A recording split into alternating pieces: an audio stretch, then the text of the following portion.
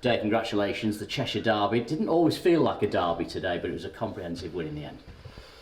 Yeah, it was in the end. I said at half time, I felt the atmosphere was not great, but that was down to us. I say I'm a big believer that I don't expect people to make an atmosphere. I expect us to produce a performance that creates an atmosphere, and we didn't do that first half. We were flat. We didn't do the basics well enough. I was far from happy, shall we say. In saying that, we probably should have been 2 up. Second half, from minute 1, with the couple of attempts we have at that end, all of a sudden it's a different atmosphere in the second half, and that shows how we're not solely in control of it in terms of what we do on the pitch, but we have a big bearing on that. And like I say, I've always been a believer in that.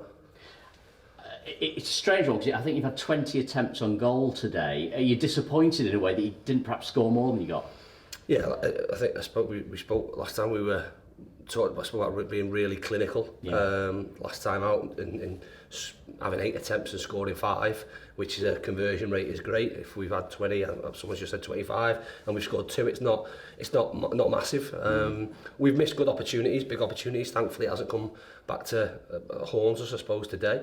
But that's an area that we know that is massively important. But that's the starting question, really. To have that many attempts on goal is really pleasing, and you'd think that if we can continue to do that with the quality that we have, then we will be free scoring in terms of opposition we play against. You'll always trust Paddy and Will in front of goal, but the man who's involved in both goals was the youngster Ryan Rydell, and I thought he was immense today. Yeah, if you look at Ryan's data, where he's at in terms of his minutes and his assists for a young player, it's right up there.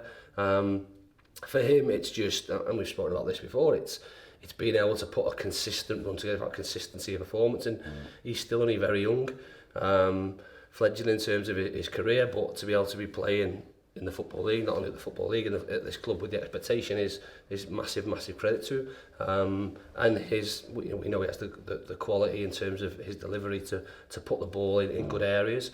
And what we try to do is give them the best chance of potentially getting an assist by making sure we have numbers in the box, and we've done that on lots of occasions, and lots of goals have resulted as a consequence of that.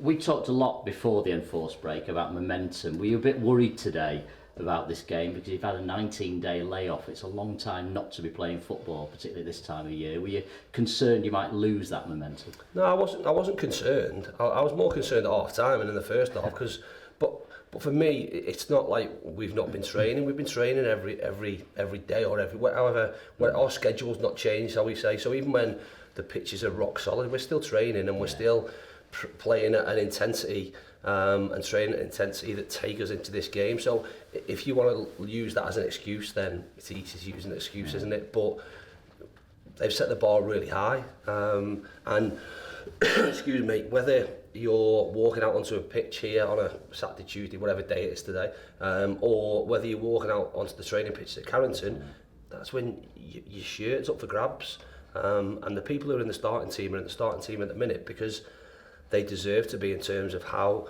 they've trained and how they've played when they've gone out there. If you've any sort of thoughts against that, you should only need to look at what's behind you or what's sat on the bench to go, I've got to keep performing here. And we lowered them standards first half, and on another day that could have cost us. Now, like I say, I get that we're at a time of year when there are distractions, but ultimately I've said to them at the end there, what we've got to do at the end of the season is have no regrets. If we'd have come in there and had not won this game today based on what we've done, then there'd been huge regrets. So that's what we've got to do for the rest of the season. We've a big few days coming up, if you like, over from sort of Thursday to Monday. 2 massive league games that will set us up perfectly going into New Year before we can concentrate on the FA Cup tie in the first week in January. It is a perfect result today, as you say, the Cheshire Derby, a 2-0 win, another clean sheet. The only blot on the landscape, really, that early injury to Macaulay Southam Hales, and he's had a stop-start season and another injury today. How is he? He's had a stop-start career. If you clear with Macca, it's just, again, he's unfortunate. He breaks down with different things, and and he's probably, in terms of us, he's high risk because of his frame and how quickly he moves. He's always on the edge, if you like, so you're always sort of wincing when he goes into different things. And he's picked up another one. We hope it's not too serious. Again, we're hoping it settles down, but we don't know too much at the moment. It's an ankle injury. So we'll see where we're at. If we need to get it scanned, then we get it scanned. And we need to, like I say, we need to review where we are with him, because he's massively important to how we play. In saying that, Brownie came in, different type of player, but does a job up and down that right hand side. As a manager, everything's going well at the minute. One defeat, I think, in 12 now, but the transfer window's looming. Is that the time to strengthen when things are going well, or are you almost tempted to think, well, hang on, it's not broke, do I just leave it? No, not really. Excuse me. It's a fine. It should be, yeah. It's JJ. No, in terms of where I'm doing an interview, JJ, go away. In terms of where we're at, if we can strengthen, we obviously want to strengthen. This isn't about just strengthening for the short term, for the next 3-4 months. This is about strengthening for the medium term, and in some aspects the long term. We have to have a broader picture of what we're doing around recruitment and where we want the team to evolve.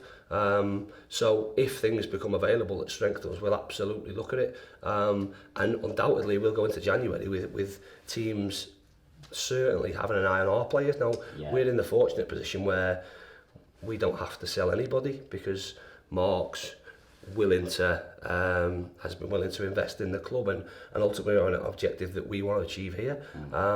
But there's always comes to that time when there's speculation, there's rumour. If we can strengthen in areas where we think we need to strengthen as a team, then we will do. But on saying that, we're not desperate. We're not in a situation where we think we're absolutely nailed on, need this position or that position. We've got a brilliant squad. If we can add to that with quality, then we will do. We will do. Sorry.